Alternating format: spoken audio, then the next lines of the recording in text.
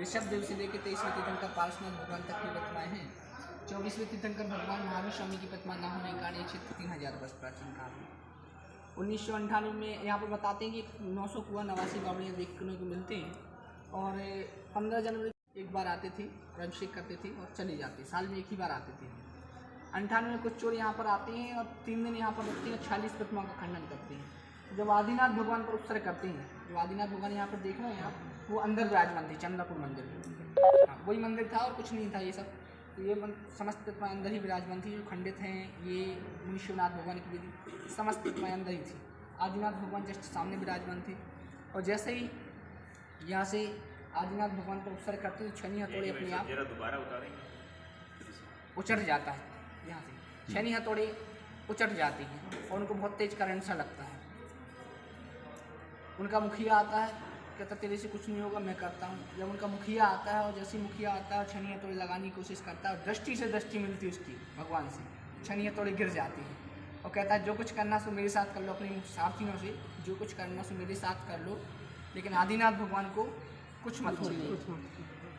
इतना भाव परिवर्तन होता है, यहाँ से भाग जाते हैं वो चोर। नज़दीकी क्षेत्र में हम लोग खनियादाना बंगल वालों को पता चलता है खंडन हुआ तो हम लोग प्रतिमा जी को सिर को ढूंढते हैं तो मिल जाते हैं बावड़ी में, तो हम लोग जैसी व्यवस्था थी उस टाइम पर जोड़ देते हैं। 2011 में नज़दीकी क्षेत्र पचराई जी है, तो खंडित हुई तो नहीं देने प्रतिमा जी, पचराई जी है। ये नहीं हुई थी ना।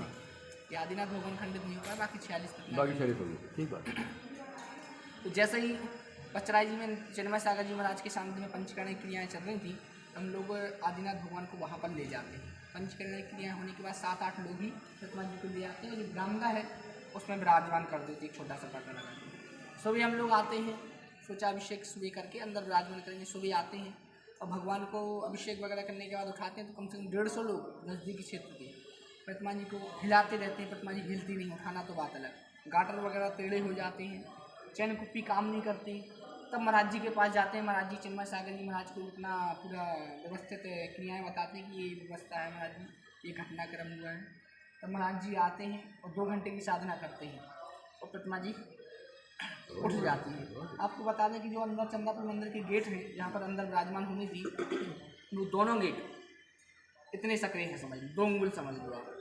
और जो आदिनाथ भगवान की चौड़ाई वो 4 अंगुल समझ लो, प्लस व्यक्तियों ने पकड़ा तो वो चौड़ाई और बढ़ गई। न व्यक्ति टच होते हैं गेटों से, न प्रतिमा जी टच होती है।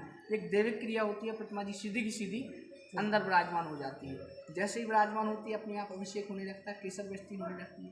महाराज जी से पूछा, महाराज जी 2011 की। महाराज जी से पूछते हैं, महाराज जी ये असह्य है या उपसर्ग है?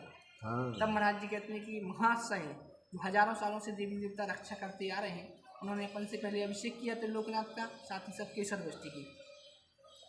तो उसके बाद 2012 में फिर से एक चोरी होती है, वो समाई बांधोपुर से प्रतिमा जी हम लोगों को मिलती है। तो हम लोग यहाँ ला रहे थे, पता चला ललितपुर में सुधा सागर जी, हम लोग वहाँ ले जाते हैं। तो आधे स्टेज तक पहुँचते कोई बता देता है कि गोलापुर की जो प्रतिमा जी गुम गई थी वो मिल गई हैं। तो महाराज जी वहीं से खड़े होकर नमोस्तु बोलते हैं और महाराज जी कहते हैं कि पहले तो हमारे बीच में भक्त आते थे, अब तो साक्षात भगवान आ गए, अब तो मुझे गोलाकोट जाना है। और वहाँ से महाराज जी बिहार करते हैं, वाचना वगैरह चल रही थी, सब कुछ छोड़ के महाराज जी यहाँ के लिए बिहार कर देते। रास्ते में बोलते हैं 1-2 दिन ही रुकेंगे, क्योंकि जंगली एरिया तो कैसे क्या व्यवस्था होगी, तो 1-2 दिन ही रुकेंगे। एक छोटा सा यहाँ पर एक रूम था, पीछे साइड रूम था और ये मंदिर, ये वाला मंदिर था। यहाँ पर आते हैं महाराज जी और जैसे ही चरणों की वंदना करते हैं, उनके हाथ ठुक जाते हैं। कभी यूट्यूब वगैरह पर सर्च करना महाराज जी के बारे में, गोलाकोट के बारे में, तो महाराज जी स्वयं बोलते हैं जैसे 444 वोल्ट का करंट लग रहा हो, मेरे हाथ अपने आप ठुक रहे थे। 2012 की बात है नहीं? हाँ, 13 में हाँ, मेरे हाथ अपने आप बहुत तेज ठुक रहे थे। तो उसके बाद जैसे वहाँ पर खड़े यक्षिणी देवी देवता ये बोल रहे हैं कि पूज्य गुरुदेव जिनेंद्र भगवान को उच्च स्थान दिया जाए। बस क्या था कि महाराज जी बाहर आए, समाज के लोगों से बोल दिए, लेकिन इतनी निगम नहीं थी। लेकिन जैसे तैसे समाज के लोगों ने कोई विकार नहीं रखा और कहा जी गुरुदेव। सबने एक साथ ये बोल दिया कि जी गुरुदेव। तो जैसे तैसे करके एक वेदी का निर्माण करवाया, कमलासन का निर्माण करवाया और जैसे ही जिनेंद्र भगवान की दृष्टि खुलती, उच्च स्थान मिलता है, क्षेत्र की दिन दुगनी रात चौगुनी तरक्की मिल जाती है। जैन परिवार है यहाँ नज़दीकी जैन परिवार कोई भी नहीं है, पहले थे लेकिन अब नहीं है। 3000 साल पहले सुनते हैं कि थे, लेकिन अब कोई नहीं है। अब सिर्फ 2-3 परिवार ही हैं। हम लोग जैन, हम लोग सेवाएं दे रहे हैं, बाहर से हम डेली अभिषेक होता है। हाँ, अभिषेक प्रतिदिन होता है। के हम लोग यहाँ पर सेवा ले रहे हैं, हम ही लोग हैं। यहाँ पर महाराज जी स्वयं आते हैं, उनके ही भावों का परिवर्तन हो जाता है कि जो 1-2 दिन की बोल के आते हैं, यहाँ पर 48 दिन रुक जाते हैं। 48 दिन में 1008 रिद्धि मंत्र की रचना होती, जो पूरे विश्व में पताका फैला रहे हैं रिद्धि मंत्र। ऐसे तीर्थोदय क्षेत्र में प्रतिदिन 108 कलश करने का सौभाग्य भी आप अर्जित कर सकते हैं। ऐसे जिन्होंने भगवान के दरबार में और भी योजना है जिसमें आप सहभागी बनकर के पुण्यार्जन कर सकते। जब महाराज जी आए थे तो आपको बता दें, एक छोटा सा टेंट लग रहा था, तो आप पीछे साइड का दिखाइए इनको, ये पीछे साइड का एक दूधी का पेड़ दिख रहा होगा आपको, फलिया हुई लगी हुई, जो आप देख रहे हैं ना, ये वाला पेड़, हाँ ये वाला पेड़ ऐसा है, ये सूख गया था पूरा, इसमें और कुछ भी नहीं था, मात्र डंठल ही बचा था। तो पंडाल लगाने के लिए हम लोग कटाई कर रहे थे, तो महाराज जी उस टाइम पर शौच क्रिया से निकले, कहते ये क्या कर रहे हो? महाराज जी पंडाल लगाना है, इसलिए पेड़ काट रहे हैं, बीच में खड़ा है सूखा सा। तो महाराज जी कहते हैं मत काटिए, इसमें चबूतरा बना दीजिए। उसको चबूतरा तभी का बना हुआ, तो रातों रात चबूतरा के लिए, रातों सुबह मुझे चबूतरा चाहिए यहाँ पे, और बस चबूतरा बना दिया। और क्षीर सागर जी और उनके संगस्थ साधु थे, उनसे कह दिया कि आप 2 दिन साधना कीजिए वहाँ पे, और बस महाराज स्वयं बैठ गए। 2 दिन की साधना के बाद ये फलायमान आज भी फल फूल रहा है। ये उसी टाइम पे 2013 में जब आए थे, ये वृक्ष आज भी फल रहा है, और उस वृक्ष के माध्यम से आज सभी क्षेत्र फल फूल रहा है।